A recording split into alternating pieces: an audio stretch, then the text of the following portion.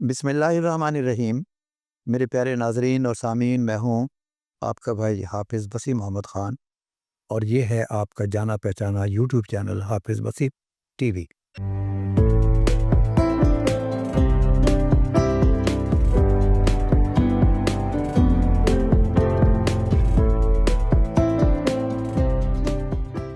الحمدللہ آج یہ لائف سٹاک فیٹنگ کے بارے میں ہماری جو سیریز چل رہی ہے، آج اس کی 16ویں قسط ہے، اور حسب سابق نوید اقبال صاحب آج ہمارے ہوسٹ ہیں، اور میں ان کے ہاتھوں میں ہوں، اور آج انہوں نے سوال پوچھنے ہیں۔ وجہ اس کی یہ ہے، اینیمل فیڈ میرا اپنا سبجیکٹ ہے، میں اگرانومسٹ ہوں، اور میں نے دنیا دیکھی ہوئی ہے، اور یہی چیز جو ہے نوید صاحب کا خیال یہ ہے کہ جو کچھ ہمارے پاس علم ہے ہم اس کو تقسیم کریں۔ تو جناب ویلکم نوید صاحب، آج بتائیے گا کہ آج 16ویں قسط میں آپ کون سا چاند چڑھانے والے؟ حافظ صاحب، اس سے پہلے کہ ہم اپنے سبجیکٹ کی طرف جائیں، ہمارے بہت سارے جو ناظرین خاص کر جو نئے آ رہے ہیں، اور بہت سارے ایسے لوگ جن کا اس پروفیشن کے ساتھ تعلق ہے، وہ ہم سے یہ پوچھتے ہیں کہ آپ یہ جو ایک لمبی سیریز چلا رہے ہیں، اس کا آپ کو کیا فائدہ ہے، اور اس سے آپ کیا حاصل کرنا چاہتے ہیں، اور یہ آپ جو لوگوں کو فری میں چیزیں بتا رہے ہیں، اس کا آپ کو کیا ایڈوانٹیج ہے؟ یہ ان کو نہیں سمجھ آ رہا۔ باقی ہمارے جو ریگولر چیز لوگ ہمارے ساتھ جڑے ہیں ان کو تو سمجھ آ رہی ہے، لیکن وہ لوگ جو اس پروفیشن کے اندر ہیں یا اس کا کاروبار کر رہے ہیں آلریڈی، تو وہ یہ کوشچن کرتے ہیں زیادہ تر۔ نوید صاحب تھینک یو ویری مچ، آپ نے بڑا ہولسٹک سوال، ایک بڑا اچھا سوال جو ایک مسلمان کو کرنا چاہیے اور مسلمان کو بتانا چاہیے، آپ نے وہ سوال پوچھا ہے۔ مختصر جواب تو اس کا یہ ہے کہ جو کچھ اللہ تعالیٰ نے ہمیں دیا ہے، ہم اپنے ان بھائیوں کے ساتھ اس کو شیئر کرنا چاہتے ہیں جن لوگوں کو اس بات کا علم نہیں ہے، جو باہر نہیں جا سکے، جنہوں نے بڑے پیمانے پر کام نہیں کیا، اور جنہوں نے دنیا نہیں دیکھی ہے۔ تو جو کچھ ہم نے دیکھا ہے ہم شیئر کرنا چاہتے ہیں تاکہ لوگوں کا فائدہ ہو، اور اس کے نتیجے میں ہمیں دعائیں ملیں، اور رات کو ہم آرام سے سوئیں کہ اے اللہ تعالیٰ، جو کچھ تو نے ہمیں دیا ہے ہم نے اس کو اپنے تک نہیں چھپایا۔ لیکن میں ایک ڈیوٹی سمجھتا ہوں، تھوڑا سا میں اور تفصیل میں جانا چاہتا ہوں، جی بالکل، اگر آپ مجھے اجازت دیں۔ بالکل بالکل صحیح ہے۔ اور اس وقت آپ کی بات سے مجھے یاد آئی کہ مولانا رومی کا درس قرآن ہو رہا تھا، اور وہاں پر اچانک کچھ لوگوں نے شور مچایا کہ ایک خاتون مردوں کے لباس میں وہاں بیٹھی ہوئی تھی، اور وہ خاتون اس شہر کی مشہور طوائف تھی، اور لوگوں نے شور مچایا کہ یہ یہاں کیا لینے کے لیے آئی ہے۔ اور اس سے پہلے کہ جو ہمارے ہاں بھی ہوتا ہے کہ قانون بعد میں ہوتا ہے اور پہلے لوگ اپنے ہاتھ میں قانون کو لے لیتے ہیں، اس سے پہلے کہ یہ نوبت آتی، اور وہ عورت بیچاری ڈری ہوئی تھی کہ شاہ شمس تبریز جو عام طور پر وہاں پر ہوا کرتے تھے وہ تشریف لے آئے، اور اس نے لڑکی کو کہا کہ تم میرے پیچھے کھڑی ہو جاؤ، اور انہوں نے یہ کہا لوگوں کو جو شور مچا رہے تھے کہ یہ ہدایت لینے کے لیے یہاں پر آئی ہے، آپ نہیں چاہتے کہ اللہ تعالیٰ اس کو ہدایت دے، اور یہ مردوں کے لباس میں اس لیے آئی ہے تاکہ لوگ پہچان نہ سکیں اس کو۔ لیکن اب آپ جو شور مچا رہے ہیں، میرا وجدان یہ کہتا ہے کہ یہ تمہارے اندر کا شیطان جو ہے وہ بول رہا ہے کہ یہ ایک نیک کام کے لیے یہاں پر آئی ہے، آپ چاہتے ہیں کہ یہ برے کام کے لیے وہاں پر چلی جائے۔ اب اس طریقے سے اس کی جان تو بچ گئی، لیکن اس کا باہر رہنا مشکل ہو گیا۔ وہ اسلام کی تلاش میں اور علم کی تلاش میں وہ چاہتی تھی کہ مجھے کوئی ٹھکانہ مل جائے۔ تو ایک دن شاہ شمس تبریز اور مولانا رومی سیر کر کے واپس آ رہے تھے، تو دیکھا کہ ان کے گھر میں شور مچ رہا ہے۔ انہوں نے دیکھا کہ وہ عورت، وہ سو کال طبائف جس کو اب اللہ تعالیٰ نے ہدایت دے دی تھی، وہ اس گھر میں آ گئی، اور یہ سوچ کر کہ باہر مجھے پناہ نہیں مل رہی ہے، کہ شیطان مجھے جینے نہیں دے رہے ہیں، چاہتے ہیں کہ میں پہلے والی زندگی میں آ جاؤں، تو اس نے یہ سوچا کہ مجھے یہاں پناہ مل جائے گی۔ لیکن وہاں مولانا رومی کی بیگم، مولانا رومی کی بچی ہیں، اور مولانا رومی کے بچے، وہ کہہ رہے تھے کہ یہ اس گھر میں نہیں رہ سکتے۔ تو شاہ شمس تبریز اگین مولانا رومی کے ساتھ جب داخل ہوئے تو انہوں نے پوچھا کہ یہ کیا وجہ ہے، کیا شور مچ رہا ہے؟ تو ان کی بیگم نے کہا کہ یہ عورت اس چھت کے نیچے رہنا چاہتی ہے، اور ہم اس کے ساتھ اس چھت کے نیچے نہیں رہ سکتے۔ تو شاہ شمس تبریز نے ایک بہت پیارا جواب دیا، اور انہوں نے کہا کہ کیا یہ جو نیلا آسمان ہے یہ چھت نہیں ہے؟ اور کیا ہم سب پہلے ہی ایک چھت کے نیچے نہیں رہتے؟ بہت تو یہ اصل میرا جواب ہے بتانے کے لیے کہ جو کچھ اللہ تعالیٰ نے ہمیں دیا ہے، کیا ہم نہیں چاہتے کہ ہمارے بھائی بھی اسی لیول پر آ جائیں؟ کیا ہم نہیں چاہتے کہ وہ تجربوں پر پیسہ برباد کرنے کی بجائے ان کو تجربہ جو ہے اس حالت میں مل جائے کہ وہ پیسہ برباد نہ کریں اور ان کی سمت جو ہے وہ آگے چلی جائے؟ تو سر، میں سمجھتا ہوں کہ میرے ایسے ناظرین جو یہ سوال پوچھ رہے ہیں کہ آپ نے جو یتیموں کے سر پہ ہاتھ رکھنے کا ٹھیکہ اٹھا رکھا ہے، یہ ان کو علم جو ہے ہم اس مولانا رومی اور شاہ شمس تبریز کی بات کو ذہن میں رکھتے ہوئے ہم اپنے بھائیوں میں تقسیم کرنا چاہتے ہیں۔ جس کو ضرورت ہے وہ لے لے، جس کو ضرورت نہیں ہے یا اس سے زیادہ اس کے پاس علم ہے، ہماری خواہش ہوگی وہ بھی آ کر ہمارے ساتھ شامل ہو جائے، اور جو نئے والے، جو کاروبار والے، جو کرنے والے ہیں، ان کے فائدے کے لیے، اور جو پہلے کاروبار کر رہے ہیں نقصان میں جا رہے ہیں، اس نقصان سے بچنے کے لیے یہ سیریز جو ہے اس کا ہم نے اہتمام کی۔ بہت شکریہ حافظ صاحب۔ حافظ صاحب، آپ کمال کرتے ہیں جب آپ کوئی حقائق کو پروگرام کے ساتھ جوڑتے ہیں۔ ابھی جو آپ نے حقائق اور واقعہ سنایا، اگر میں اس کو اپنے جو میرا بیک گراؤنڈ ہے اور میرا مختلف لوگوں کے ساتھ سیگمنٹ کے ساتھ بزنس کے اندر میرا جو ایکسپوجر ہے اس کے ساتھ میں اگر جوڑوں تو ہماری پوری جو برادری ہے وہ اسی مخمصے کا شکار ہے۔ اس میں اگر کوئی بندہ صحیح بات لے کے آتا تو اس کو کوئی لوگ اپروول نہیں دیتے، اس کو اڈاپٹ نہیں کرتے، اور ہمارے زیادہ تر جو بزنس ہیں وہ ڈے بائی ڈے نیچے کی طرف گرتے ہیں، اور لوگ اگر کوئی آ کے صحیح کام کرنے کی کوشش کرے تو ویسے ہی شور مچاتے ہیں، جیسے آپ نے بتایا کہ وہ ایک خاتون آئی اور اس صحیح عمل کے لیے آئی۔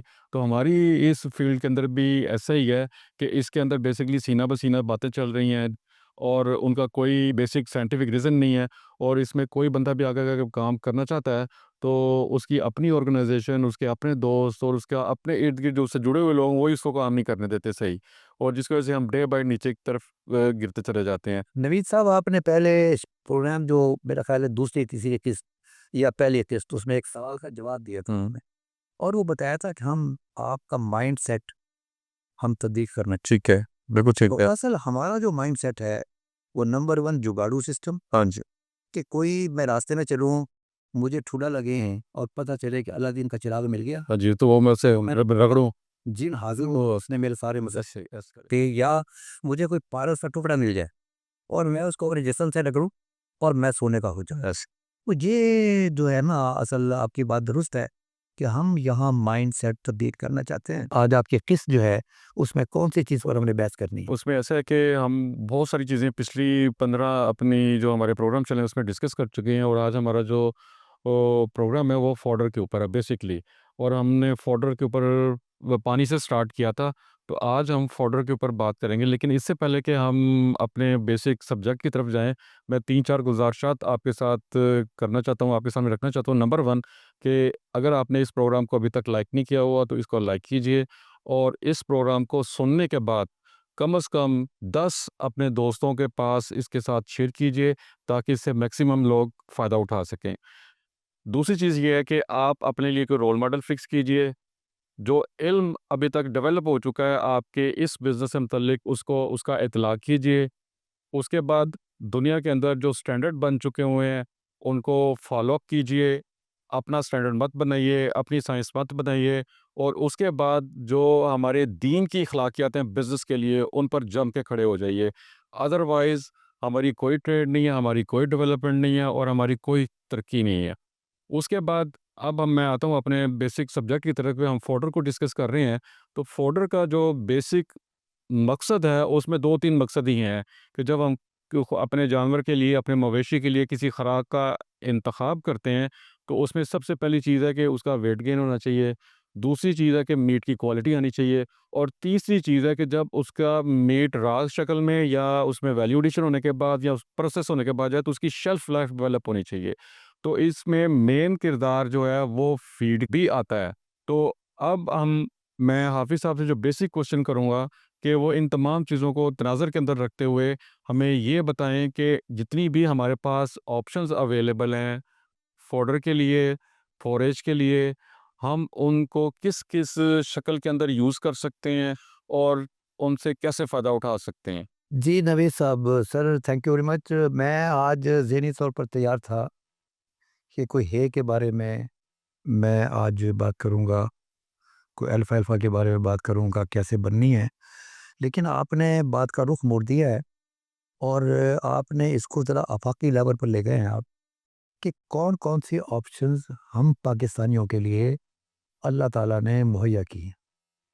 تو میں اب چاہوں گا کہ میں وہ تمام آپشنز جو ہمارے جانوروں کے لیے اس کے اندر اگر ہم چلے جائیں کہ جو مدارج ہیں جانوروں کی پیدائش سے آنورڈ اور جو آگے ختم ہوتے ہیں فیٹنگ کے اوپر، اس کے اندر ہم دیکھ لیتے ہیں کہ اس کے اندر پاسبلٹیز ممکنات کون کون سی۔ جی بالکل ایک تو اللہ تعالیٰ نے ہمیں نعمت دی ہے پاسچر کی، اور یہ پاسچر جتنے ہمارے پہاڑی علاقے ہیں یہاں پر اللہ تعالیٰ کی طرف سے دی ہوئی گھاس موجود ہے۔ جب بارشیں ہوتی ہیں وہ ٹوٹل ڈیپینڈ کرتی ہے بارشوں کے اوپر، دو موقعوں کے اوپر پاسچر والے جو ہیں جن کو فری خوراک ملتی ہے اور جانور بوٹے ہوئے ہوتے ہیں، بچے بھی اسی زمانے میں ہی پیدا ہوتے ہیں۔ ایک تو جب برف باری ہوتی ہے تو وہ گھاس ختم ہو جاتی ہے، برف اوپر آ جاتی ہے اور وہ لوگ اپنی جگہ کو تبدیل کر لیتے ہیں۔ دوسری، اگر خدا نخواستہ بارشیں فیل ہو جائیں، جس طرح کلائمیٹک چینج کی بات ہو رہی ہے، اب ذرا سویر ہو گیا، پہلے بھی ہوتی تھی لیکن 3 سال 4 سال کے بعد ایک مرتبہ ایسٹ افریقہ میں 10 سال کے بعد، یعنی کہ یہ طے ہے ان کا اصول کہ 10 سال کے بعد ایک سال آئے گا جب بارشیں ختم ہو جائیں گی، جنگلی حیات مرنا شروع ہو جائے گی، لوگوں کے جانور مرنے شروع ہو جائیں گے۔ تو یہ ایک نیچرل سسٹم ہے، اس کو وہ یہ کہتے ہیں کہ اللہ تعالیٰ کی طرف سے سلیکشن کا ایک نظام ہے۔ اچھا، تو ہمارے ہاں پاکستان کے اندر پاسچر کا یہ فائدہ ہے کہ یہ فری ہے، کہ جانور جو پلتے ہیں اور جو لوگ وہاں پر لے کر جاتے ہیں وہ فری کے اندر پالتے ہیں، سوائے اس کے اندر کہ جو موسمیاتی جو تغیر آتا ہے اس کے اندر ان کو پرابلم آتا ہے، اور وہ لوگ پہلے سے تیار ہوتے ہیں کہ اب سردی آنے والی ہیں، یہ پاسچر نہیں ملے گی، گھاس نہیں ملے گی، لہذا ہمیں کسی اور جگہ پہ شفٹ کرنا ہے۔ یہاں پر بھی آپ چولستان میں اور تھر پارکر میں دیکھتے ہیں کہ جب بارشیں فیل ہوتی ہیں تو اس وقت لوگ اپنے جانوروں کو لے کے ان جگہوں پر چلے جاتے ہیں جہاں کہیں نہ کہیں کچھ چیز کھانے کو مل جائے۔ وہ بہت زیادہ موٹے نہیں ہوتے، بلکہ صرف سروائیو کرتے ہیں۔ تو یہ دو چیزیں ذرا ذہن میں رہیں کہ ایک تو ہمارے پاس چیز آ گئی ہے پاسچر کی، اور دوسری چیز جو ہمارے پاس ہے جو ہم ٹریڈیشنل کرتے ہیں اس کو ہم کہتے ہیں کٹ اینڈ کیری، کہ تازہ چارہ ہم کاٹیں، اس کو کترا کریں اور جانور کے سامنے ڈال دیں، ٹھیک ہے اور وہ بے شمار موسم کے لحاظ سے یہاں اویلیبل ہوتے ہیں۔ ایک اس میں توڑی کا تو لفظ موجود ہی ہوتا ہے۔ کچھ لوگ جو ہیں یہ مکئی کو، جوار کو، باجرے کو، برسیم کو، جوی کو، یہ اس قسم کی چیزیں آتی ہیں اس کے اندر، اور ریسنٹلی اس میں روڈز گراس جو ہے اس کا دخل بڑھ گیا ہے، نیپیر ہائیبریڈ گراس کا دخل بڑھ گیا ہے۔ اسی طریقے سے لسن جو ہے وہ پہلے صرف گھوڑی پال مربے والے جو ہیں وہ لگایا کرتے تھے اور ذہنی طور پر وہ تیار ہوتے تھے کہ 6-7 مہینے چلے گا، لیکن اب جو اس وقت اقسام آ رہی ہیں اور لسن کی جو ہے وغیرہ بن رہی ہے اس کے اندر تصور کیا جاتا ہے کہ آپ 5 سال کے لیے آپ اس کو لگا سکتے ہیں۔ ٹھیک ہے تو یہ پاسچر ہے، کٹ اینڈ کیری کا ہے۔ اور اس کے بعد تیسری آپشن وہ دو چیزیں جو میں نے آپ کو بتائی تھی، ایک اگر بارشیں فیل ہو جائیں، اور ایک اگر ضرورت سے زیادہ بارش ہو جائے، اور اگر ایک برف باری ہو جائے یا قحط سالی ہو جائے، اس صورت کے اندر دو چیزیں نئی آئی ہیں، اور وہ آئی ہیں ایک تو ہے بیکنگ، وہ ایک انگریزی میں ایک لفظ ہے میک ہے وائل دی سن شائنز۔ چونکہ یورپ میں زیادہ سورج نہیں نکلتا تو وہاں پر وہ کہتے ہیں کہ اپنی جو گھاس ہے اس کو آپ جتنی جلدی سکھا لیں، سورج کی روشنی اویلیبل ہے، اور اس کو اس وقت استعمال کریں جب بارش ہو رہی ہو یا سورج باہر نہ نکلے اور آپ کی فصل کی گروتھ نہ ہو رہی ہو، تو یہ اس کے ساتھ ہے۔ اور یہ کٹ اینڈ کیری کا بھی مسئلہ ایسا ہے کہ کچھ سال کے اندر ایسا ٹائم ہوتا ہے کہ وافر مقدار کے اندر چارہ موجود ہوتا ہے، جس طرح جولائی اگست یہ موسم برسات، اس کے اندر یہ ٹھیک ٹھاک ہوتا ہے، لیکن نومبر دسمبر اور جنوری کے اندر یہ اس طرح غائب ہوتا ہے جس طرح گدھے کے سر سے سین۔ اب سوال یہ ہے کہ میں نے جولائی اگست میں جانوروں کو ٹکا کے کھلایا. اب جو جتنے وہ موٹے ہوئے ہیں جب نومبر دسمبر جنوری میں آئیں گے تو جتنے وہ موٹے رفتار سے ہوئے تھے اسی رفتار سے پتلے ہونے شروع ہو جائیں گے تا وقت ہے کہ میں ان کے لیے خوراک کا بندوبست نہ کروں. اب جو ماڈرن تھیوری ہے اس میں وہ پاسچر کا بھی انہوں نے طریقہ ڈھونڈا ہے, کٹ اینڈ کیری کو انہوں نے بالکل نکال دی ہے. اس لیے کہ سائنس یہ بتاتی ہے کہ آج جو چارہ آپ نے لگایا ہوا ہے 30 دن کے بعد اس کی نیوٹریشنل ویلیو کچھ اور ہوگی, 60 دن کے بعد کچھ اور ہوگی, 90 دن کے بعد کچھ اور ہوگی. جبکہ ماڈرن ڈیری فارمنگ یا لائف سٹاک فارمنگ کا تصور یہ ہے کہ آپ جانور کو خوراک ایک ہی قسم کی دیں. اگر 16% پروٹین دے رہے ہیں تو کل کو بھی 16%, پرسوں کو بھی 16% اور اس کے اگلے دن بھی 16%. ادروائز اگر آپ یہ کم نیچے کریں گے تو آپ کے جانور کی صحت بھی اس طریقے سے ہوتی رہے گی, اس کا دودھ بھی اس طریقے سے ہوتا رہے گا اور اس کے گوشت کی پیداوار بھی اس طریقے سے ہوگی. جبکہ کامیابی کا جو آپ نے طریقہ بتایا تھا وہ یہ ہے کہ it should be static, linear چلنا چاہیے. لیڈر چلنا چاہیے. اب یہ دو چیزیں ہیں جو میں نے آپ کو بتائی ہیں کہ پاسچر میں اور کٹ اینڈ کیری کے اندر کیا پرابلمز ہیں, کیا بینیفٹ ہیں. اس کا حل انہوں نے یہ نکالا ماڈرن سائنس میں کہ جس وقت فصل زیادہ ہو اور جانوروں کی خوراک سے بھی زیادہ ہو تو بہتر طریقہ یہ ہے کہ آپ اس فصل کو کاٹ کر رکھ لیں برے دنوں کے لیے, یعنی کہ ان دنوں میں جب چارہ اویلیبل نہ ہو. اور پھر یہ پہلا سٹیپ تھا. پھر اس کے بعد انہوں نے سوچا کہ اگر کیوں نہ ہم یہ سارا سال بجائے اس کے کٹ اینڈ کیری کریں, بجائے اس کے پاسچر پہ جائیں, ہم کاٹ کر رکھ لیں, سنبھال کر محفوظ رکھ لیں اور وہاں سے اٹھا کر ہم اپنے جانوروں کو اس کے مطابق دیتے رہیں. اور وہ کیلکولیٹ اس بنیاد پہ کرتے ہیں کہ میرا جانور کی ڈیلی انٹیک یہ ہے, سال کے اندر یہ اتنی بنے گی, میرے پاس اتنے جانور ہیں, میں اس سے ضرب دوں گا اور اتنے کلوگرام یا اتنے ٹن جو ہے میرے پاس محفوظ رہے گی. یہ ہے فوڈ سیکیورٹی. تو اس میں ایک ہے آ گیا اور دوسرا لفظ آ گیا سائلیج.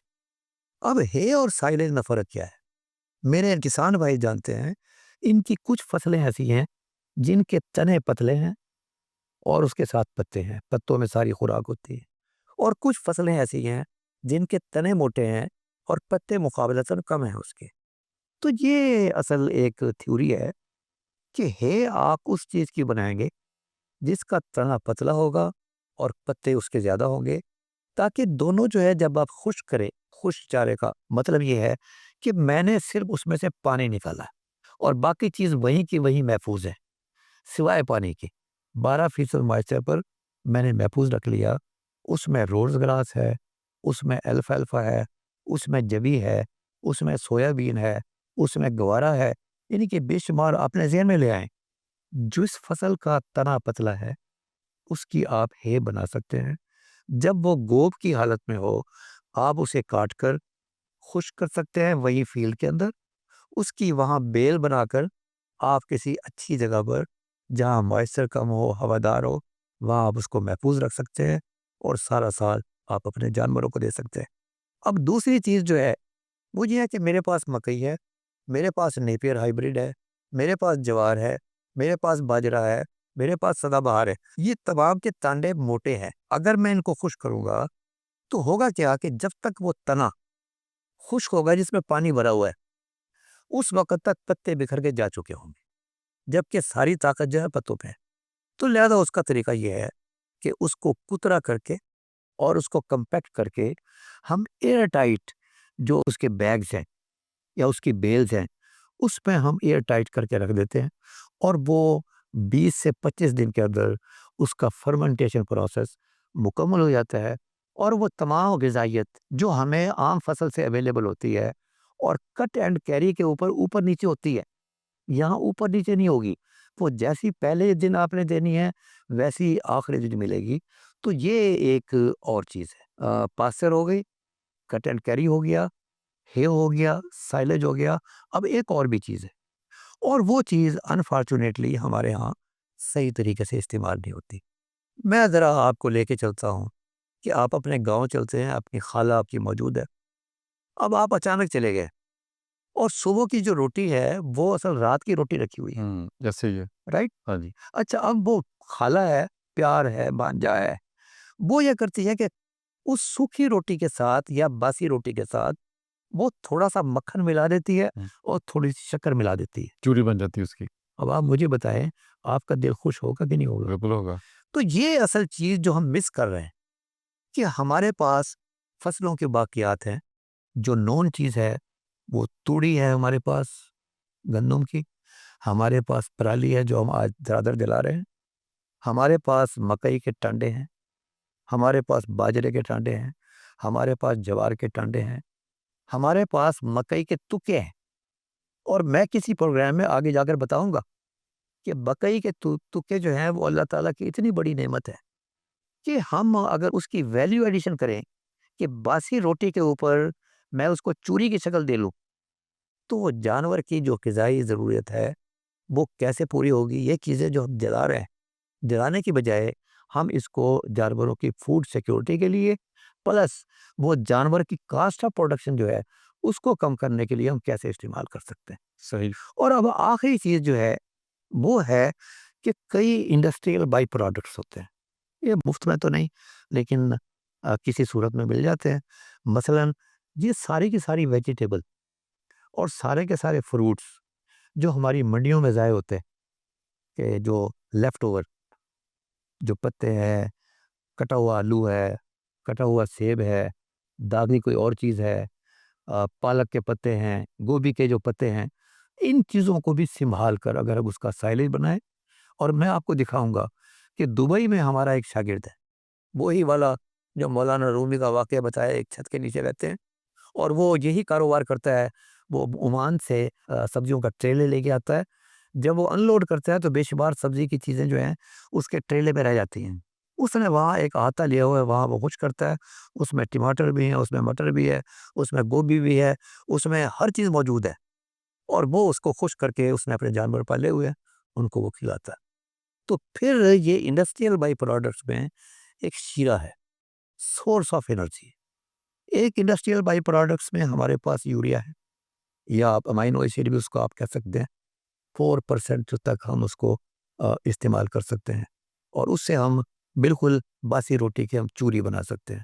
تو یہ بھی آگے چلنے والے پروگرام کے اندر ہم کریں گے انشاءاللہ. جو آپ نے بتایا تھا ایک جنرل رول کہ کچھ گرینز بھی ہم کسی موقع پر آ کر اپنے جانوروں کو کھلاتے ہیں. مثلا میری بھینس یا گائے سونے والی، مجھے جو کلچرل وزڈم ہے سیانے وہ یہ کہتے ہیں کہ بھائی صاحب یہ سونے سے 10-15 دن پہلے اس کو آپ دلیا اس کے اندر گڑ ڈال کر اور اس میں ڈی سی پی پاؤڈر ڈال کر آپ اپنے جانور کو 2 کلو گرام ڈیلی آپ دیں تو انشاءاللہ تعالی یہ اس کے سونے کا عمل وہ طاقت اس کو حاصل ہو جائے گی اور پلس یہ پلیسنٹا وہ اس کو بھی جلدی پھینک دے گی. تو یہ چیزیں جو ہیں یہ کسی موقع پر آ کر خاص طور پر جب جانوروں کا دودھ بڑھانا ہو لیکن انٹیک کم ہو، اس انٹیک کو برابر کرنے کے لیے تاکہ جانور کی صحت پر برا اثر نہ پڑے تو ہمیں کچھ گرینز استعمال کرنے پڑتے ہیں جس میں تیل بھی ہوتا ہے. جیسے مکئی کے دانے اس میں تیل بھی ہوتا ہے، اس میں انرجی بھی ہوتی ہے، اس میں پروٹین بھی ہوتی ہے اور پلس جو دوسری خوراک جو میں نے بتائی ہے ہے اینڈ سائلیج، ان سب کو اکٹھا کر کے آپ کا نیوٹریشنسٹ بتاتا ہے کہ بھائی صاحب یہ کھلائیں گے. جو جانور آپ کا 22 لیٹر دودھ دے رہا ہے وہ انشاءاللہ کبھی 24 تو دے گا، 18 نہیں دے گا. تو یہ ایک پورا کا پورا ایک آپشن ہمارے پاس اویلیبل ہے کہ میں پاسچر پر چلے جاؤں، میں کٹ اینڈ کیری پہ چلے جاؤں. اس کے فائدے اور نقصان ہم نے بتائے ہیں، دونوں چیزیں سستی ہیں. میں ہے لے لوں، میں سائلیج بنا لوں، فوڈ سیکیورٹی مجھے حاصل ہے، میں اپنی فصلوں کی باقیات لے لوں، اس کی ویلیو ایڈیشن کر لوں، یہ میرے پاس موجود ہے. جو گرینز مارکیٹ میں سب سے سستے ملتے ہوں میں ان کو استعمال کر سکتا ہوں. میں کسی ایسی منڈی کے پاس رہتا ہوں یا منڈی کے پاس جا سکتا ہوں جو بہت بڑی سبزی منڈی ہو، فروٹ منڈی ہو، وہاں سے میں یہ چیزیں اٹھا کر اس کا ہے اور سائلیج بنا سکتا ہوں. بہت شکریہ حافظ صاحب. حافظ صاحب نیکسٹ کوشچن میرا یہ ہے، آپ جیسے ایکسپلین کر رہے تھے کہ جیسے پاسچر کے اندر ہے، گریزنگ ہے، اس میں جڑی بوٹیاں لگی ہوتی ہیں لیکن وہاں پہ نمکیات کی کمی ہوتی ہے. یہ آپ نے پروگرام سے پہلے ڈسکس کیا. اسی طرح پھر جب ہم کٹ اینڈ کیری کے اوپر آتے ہیں تو اس میں بھی فصل لگی ہوتی ہے اور کسان ڈیلی بیسس پہ اس کو کاٹتا ہے اور لا کے اس کو ڈالتا ہے. کوئی فصل جو ہے وہ 1 مہینے تک رہتی ہے، کوئی 3 مہینے تک رہتی ہے اور کچھ فصلیں آپ نے بتایا وہ سال سے بھی زیادہ رہتی ہیں، تو کسان اوپر سے کاٹتا ہے، لا کے ڈالتا ہے کٹ اینڈ کیری کے اندر۔ اسی طرح پھر آپ نے بتایا کہ ہم ہے بناتے ہیں اور وہ اس کی جو لائف ہے تقریباً میرا خیال جو آپ نے ذکر کیا تھا 5 سال تک رہتی ہے۔ اسی طرح جو سائلج ہے وہ بھی 5 سال تک رہتی ہے۔ پھر انڈسٹریل جو بائی ہمارے پروڈکٹ ویسٹیج ہیں، جو باقیات ہیں ہم ان کو بھی یوز کرتے ہیں اپنے اندر۔ اس طرح پھر انڈسٹریل تو یہ بتائیے کہ جو ان کا جو لائف سائیکل ہے، لائف ہے، اور ان کی جو نیوٹریشنلز اور ٹیکنیکل جو ان کی اسپیسیفکیشنز ہیں وہ وقت کے ساتھ نیچے کی طرف جاتی ہیں کہ مینٹین رہتی ہیں کہ مزید بہتر ہو جاتی ہیں؟ سر، یہ آپ نے سوال جو ہے یہ بہت پیارا پوچھا ہے۔ اب میں تجربے کی بات کر رہا ہوں۔ میرا تجربہ یہ ہے کہ میں نے ایک مرتبہ یہ الفا کی ہے میری نہیں بکی، یا اتنی نہیں بکی جتنی میں سوچ رہا تھا۔ اب وہ پڑی رہی، اگلا سال آ گیا، اگلے سال وہ جو نیا مال تیار ہونے والا وہ نکل گیا، وہ پھر بھی پڑا رہ گیا۔ تو تیسرے سال جو ہے وہ اچانک قید پڑ گیا اور لوگ وہ بھی اٹھا کر لے گئے۔ لیکن ایک ایماندار اگرانومسٹ کے طور پہ میں نے اس کا تجزیہ کروایا کہ لیبارٹری سے، اور میں نے جا کر دیکھا کہ جب میں نے بنایا تھا اس وقت پروٹین 22% تھی، اور جب میں نے بیچا تو 24% تھی۔ اب میں نے تو کوئی چیز ڈالی نہیں ہے، تو سارا سوچ سمجھ میری یہاں پر آ کر ختم ہوئی کہ چونکہ یہ 3 سال سے ایک جگہ پہ رکھا ہوا تھا، ہوا بھی آتی رہی ہے اور اس میں سے مائسچر اور اڑ گئی، تو شاید تھوڑا سا وزن کم ہوا ہوگا، لیکن اس کے نتیجے کے اندر پروٹین کی مقدار بڑھ گئی، بڑھ گئی، کوالٹی بڑھ گئی اس کی، کوالٹی بڑھ گئی، ڈرائی میٹر زیادہ ہو گیا اس ڈرائی میٹر زیادہ ہو گیا۔ تو مجھے امید ہے آپ کا جواب مل گیا ہوگا۔ میں ایک سمپل اصول بتانا چاہتا ہوں۔ آپ کا سوال تھا کہ یہ 2 سال ٹھیک رہے گا، 5 سال ٹھیک رہے گا، 3 سال ٹھیک رہے گا۔ سائنس کا بنیادی قانون یہ کہتا ہے کہ یہ میرا جو ٹیلی فون ہے میں نے یہاں رکھا ہوا ہے، اگر اس پر کوئی اور چیز عمل نہ کرے تو قیامت تک یہ یہیں پڑا رہے گا۔ کوئی آدمی آیا اٹھا کر لے گیا، زلزلہ آیا یہ نیچے گر گیا، بارش ہو گئی کوئی فلڈ آ گیا، یعنی کوئی تک کوئی چیز عمل کرے گی تو یہ خراب ہوگی۔ اگر آپ نے اپنے ہے کو اور اپنے سائلج کو اگر آپ نے صحیح طریقے سے رکھا، اور وہاں پر کوئی بیرونی عمل، یعنی کہیں سائلج کے اندر جو لفظ ہے وہ یہ ہے کہ کہیں ایئر لیک نہ ہو رہی ہو، اور اس کے اوپر کوئی کسی نے پانی وغیرہ نہ ڈال دیا ہو یا مٹی کے ساتھ نہ مل گیا ہو، تو اس نے محفوظ رہنا ہے۔ It is food security. بس پیچھے اب ہمارے پاس ٹائم تھوڑا 2 کوشچن اور ہیں۔ ایک تو یہ کہ ہم نے اپنی فصلوں کو خریف اور ربی کے اندر تقسیم کیا ہوا ہے۔ آپ اس پہ تھوڑا سا بتائیں گے کہ چارے کے حساب سے، پروٹین، انرجی کے حساب سے خریف کے موسم کے اندر پیدا ہونے والے چارے زیادہ اچھے ہوتے ہیں کوالٹی کے حساب سے، کہ ربی پیریڈ کے اندر پیدا ہوتے ہیں وہ زیادہ اچھے ہوتے ہیں؟ اور یہ آپ نے بہت پیارا سوال پوچھا ہے، اور یہ سارا قدرت کا کھیل ہے۔ سوال یہ ہے کہ کچھ چیزیں ربی میں کیوں ہوتی ہیں اور کچھ چیزیں خریف میں کیوں ہوتی ہیں۔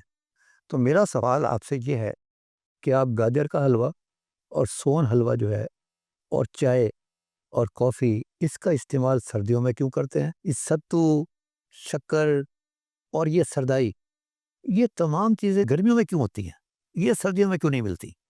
تو یہ اللہ تعالیٰ نے ایک نظام بنایا ہوا ہے۔ سردیوں کے اندر جانور کو پروٹین کی ضرورت ہے تاکہ وہ سخت سردی کا مقابلہ کر سکے۔ گرمیوں کے اندر جو ہے وہ اس کو پسینہ آئے گا اور باہر گرمی زیادہ ہوگی، تو اس کو ضرورت ہے انرجی کی۔ تو جتنے بھی چارے ربی کے اندر آتے ہیں اس کے اندر پروٹین زیادہ ہوگی، اور جتنے چارے آپ کو خریف میں نظر آئیں گے اس میں پروٹین کم ہوگی اور انرجی زیادہ ہوگی۔ تو یہ ایک تقسیم ہے۔ برسیم دیکھ لیں، 18-20% اس کے اندر پروٹین ہوگی۔ آپ لسن کو دیکھ لیں، اس میں بھی پروٹین پرسنٹیج ہائر ہوگی۔ آپ ادھر میز کی طرف آ جائیں، پروٹین 8 سے 10% ہوگی لیکن انرجی ٹاپر ہوگی۔ تو یہ اصل اللہ تعالیٰ نے جو نظام بنایا ہے وہ آنے والے ٹیمپریچر پر اور آنے والی مخلوق کے اوپر جو اس کے اثرات ہیں اس کی بنیاد پر تقسیم کی گئی۔ لیکن اب کلائمیٹک چینج کی وجہ سے اب یہ صورتحال تبدیل ہوتی جا رہی ہے، یعنی کب سردی آئے گی، کب اچانک گرمی آ جاتی ہے۔ تو یہ ہے اور سائلج جو ہے یہ اصل اس کا بہترین جواب ہے کہ باہر جیسا مرضی موسم ہو، لیکن جب بھی آپ کی فصل تھی آپ نے اس کو محفوظ کر لیا اپنے جانوروں کی ریکوائرمنٹ کے مطابق۔ اچھا، اب آپ سے ایک اور چھوٹا سا کوشچن ہے کہ ابھی تک ہماری جو کیٹل فیٹنگ کا بزنس ہے یا اس کو فربا کرنے کا جو کام ہے، چاہے وہ کسی بھی اسٹیپ پہ ہو رہا ہو، ہم نے ایک رول آف دا تھم فارمولے رکھے ہوئے ہیں، جگاڑی فارمولے رکھے ہوئے ہیں کہ اس کے باڈی ویٹ کے مطابق اس کو اتنے کے جی ڈال دیا جائے۔ اب ہماری جو مارکیٹس میٹ کی ڈیولپ ہو گئی ہیں، اس کے اندر 2-3 چیزیں کنسیڈر کی جاتی ہیں۔ ایک تو کی جاتی ہے کہ شیلف لائف کیا ہوگی، جو ڈائریکٹلی جا کے اس کا تعلق بن جاتا ہے ٹیکنیکل اسپیسیفکیشن کے ساتھ، جس کے اندر اس کا واٹر ہولڈنگ کیپیسٹی آ جاتی ہے، اس کا پی ایچ لیول آ جاتا ہے، اسی طرح پھر اس کی اروما ہے، اس کا ٹیسٹ ہے، اس کی ٹینڈرنیس ہے، اس کی جوسینس ہے۔ اب یہ تمام چیزیں اینڈ پروڈکٹ کے اوپر یہ دیکھی جاتی ہے، جس سے اس کی پرائس بڑھتی ہے۔ تو مجھے یہ بتائیے کہ یہ جو ہم نے رول آف تھم پکڑے ہوئے ہیں کہ نہ ہم اس کی پروٹین کو دیکھتے ہیں، نہ ہم اس کی انرجی لیول کو دیکھتے ہیں، نہ ہم اس کے منرلس کو دیکھتے ہیں، نہ وائٹامنس کو دیکھتے ہیں، نہ موئسچر کو لیول کو دیکھتے ہیں۔ اب ہم نے ان چیزوں کو دیکھے بغیر جو نا وہ ہم اس کی فیڈ کے ڈیسیژن لے رہے ہوتے ہیں۔ تو مجھے بتائیے کہ کیا ان کے ساتھ سروائیو کیا جا سکتا ہے کہ رول آف تھم کے ساتھ جی اس کو 3% ڈال دو باڈی ویٹ کا، اس کو 2% ڈال دو، اس کو 2.5% ڈال دو۔ میٹ کی کوالٹی کسی جگہ پہ بھی ہمارے سبجیکٹ میٹر کے اندر نہیں ہے۔ دیکھیں آپ ماشاءاللہ ایسے لگتا ہے کہ سوال سوچ سوچ کے لاتے ہیں اور آپ کی کوشش ہوتی ہے کہ حافظ صاحب پھنسیں، استغفر لیکن اللہ آپ لیکن حافظ صاحب انشاءاللہ نہیں پھنسیں گے، ٹھیک ہے۔ کیونکہ قرآن مجید یہاں میرے سینے میں ہے، غدہ والوں کا یہاں پر میں نے جھنڈا لگایا ہوا ہے، میرا دل ان کے ساتھ ہے، الحمدللہ۔ دامے در میں سخنے میں ان کے ساتھ ہوں۔ آپ نے جو سوال پوچھا ہے یہ بہت پیارا سوال پوچھا ہے۔ ریزن اس کی کیا ہے کہ زندگی میں تبدیلیاں آتی رہتی ہیں اور میں ایک پر امید انسان ہوں۔ میں صبح اٹھتا ہوں، سب سے پہلے اللہ تعالیٰ کا شکر ادا کرتا ہوں کہ اس نے مجھے ایک اور دن دیا ہے اپنی فیملی کے لیے، دوستوں کے لیے، مخلوق کے لیے، جو میں کچھ کر سکتا ہوں وہ میں کر سکتا ہوں۔ یہ چیزیں وقت کے ساتھ ساتھ ہوتی رہتی ہیں اور وہ ہوتی ہے ضرورت۔ Necessity is the mother of invention, کہ ضرورت ایجاد کی ماں ہے۔ میرے جو کسان بھائی سن رہے ہیں جن کی ہم بات کر رہے ہیں، ایک لفظ تھا کہ دب کے واہ کہ رد کے کھا۔ ہاں صحیح ہے۔ آج ذرا آپ سارے علاقے میں جہاں یہ مونجی چل رہی ہے نا، وہ زیرو ٹیلیج کے بارے میں جا رہے ہیں اور وہ کہہ رہے ہیں عقل نال واہ تے رج کے کھا۔ اب وہ دب کے بعد رج کے بعد ختم ہو گئے۔ بہت اچھا، بہت اچھا۔ اسی طریقے سے ایک جو میرے کپاس والا ایریا ہے، اس میں جگہ جگہ پہ اشتہار لگا ہوتا تھا، یہ دیواروں پر لکھا ہوتا تھا جتنی گوڈی تو اتنی ڈوڈی، یعنی جتنا آپ نے اس کی جو ہے زمین کا جڑی بوٹیوں کو آپ نے ختم کیا ہوگا، اتنی ہی آپ کو اس میں سے بال ملیں گے، کپاس زیادہ ہوگی۔ لیکن اب بہترین ہربی سائڈ ہو گئی ہیں، ہر آدمی اس طرف بھاگ رہا ہے۔ وہ کہتا ہے میں کہاں سے لوگ لے کے آؤں کھرپے کے ساتھ اور والے کے ساتھ، تو یہ بہتر یہ ہے کہ میں نے دوائی استعمال کی اور ہزاروں ایکڑ جو ہے اس پہ جڑی بوٹی مار دی۔ تو اسی طریقے سے یہ جو ہمارے لوگ جو نسل کے ساتھ ساتھ بات چلتی ہے کہ میں نے جو کچھ بچپن میں دیکھا، میں نے اپنے والدین سے سنا، وہ کچھ دیر تک میرے ساتھ رہے گا، پھر میں تجربہ کروں گا، پھر میرا یقین اس پہ کم ہوتا جائے گا۔ اب آہستہ آہستہ پرانا جگاڑ سسٹم والا اور وہ پارس ہاتھ میں آ جانا، الادین کا چراغ ہاتھ میں آ جانا، یہ چیزیں آہستہ آہستہ ختم ہو رہی ہیں۔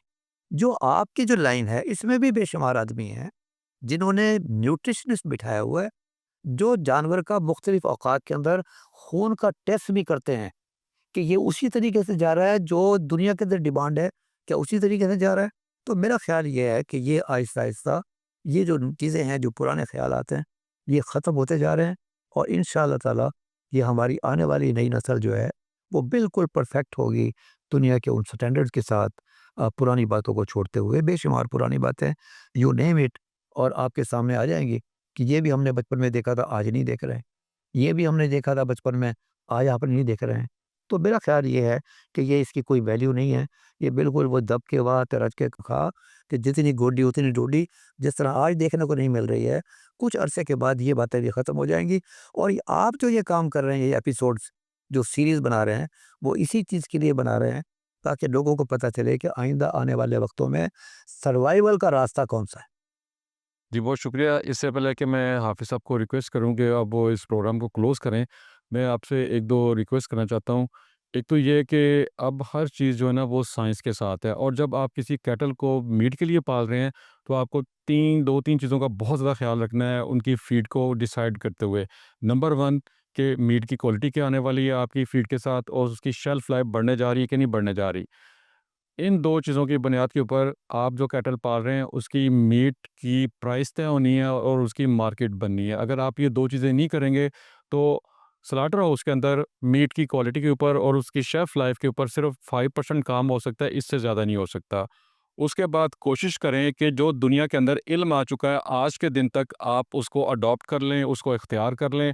آپ جتنا رزسٹ کریں گے، جتنا اس کو اوائڈ کریں گے، آپ اتنے دنیا سے پیچھے کی طرف چلتے چلے جائیں گے۔ دوسری چیز یہ ہے کہ جو دنیا نے اسٹینڈرڈ بنا لی ہیں فیڈ کے اوپر، اس کی کیلکولیشنز کے اوپر، آپ ان کو فالو کیجئے۔ نیوٹریشنسٹ کی آپ مدد لیجئے، اس کے لیے ماہرین کی مدد لیجئے، ادروائز آپ کی ویسٹیج بھی بڑھے گی، آپ کی کاسٹ بھی بڑھے گی۔ اور سب سے آخر چیز کہ ہمارا دین جو ہمیں اس کے اوپر معیارات دیتا ہے اخلاقیات کے کہ ہر قسم کے حالات کے اندر ایماندار رہنا ہے۔ ہر قسم کے حالات کے اندر آپ نے وہ چیزیں اڈاپٹ کرنی ہے کہ جو فائدہ مند ہے انسان کے لیے، کیٹل کے لیے۔ کسی جگہ پہ بھی کوئی جھوٹ شامل نہیں ہے، کسی جگہ پہ کوئی 2 نمبری شامل نہیں ہے، اور کیٹل بھی صحت مند ہے اور کیٹل بھی خوش ہے، اور جس کے لیے اس کا میٹ بن رہا ہے اس کے لیے بھی صحت مند رہے گا۔ تو میری طرف سے یہ آپ کے ساتھ گزارشات ہیں، امید ہے کہ آپ اس پہ غور و فکر کریں گے۔ اب میں حافظ صاحب سے گزارش کروں گا کہ وہ اپنے جو کلوزنگ کلمات ہیں، اختتامی کلمات ہیں، وہ آپ سے کہیں۔ اختتامی کلمات وہ میسج ہے جو ہم یہ اب آج ہماری 16ویں سیریز ہے، اور وہ یہ ہے کہ یہ بھیک مانگنے والا کبھی بھوکا نہیں رہتا، لیکن وہ اپنی عزت گروی رکھ کے آتا ہے۔ ایسے ہی ہے۔ اور اصل طریقہ یہ ہے کہ میں صرف اس بنیاد پر کہ میرا گوشت جہاں جائے گا میں یہ کہوں کہ میں آپ کا مسلمان بھائی ہوں، آپ لے لیں، وہ کبھی بھی نہیں لے گا۔ وہ آ کے چیک کرے گا میری کوالٹی کو۔ ایسے ہی۔ تو لہذا آپ اسلام جو ہے وہ اپنے ساتھ رکھیں، آپ ایک عملی طور پر مسلمان ثابت ہوں، اور عملی طور پر مسلمان ثابت ہونے کا مطلب یہ ہے کہ وہ بہترین تاجر ہے اور بہترین پروڈیوسر ہے۔ وہ اپنی چیز کو بڑے اچھے طریقے سے لوگوں کے سامنے رکھے گا اور لوگ اس کو ہاتھوں ہاتھ لیں گے، ادروائز آپ وقت سے بچھڑ جائیں گے۔ وما علینا الا البلاغ المبین۔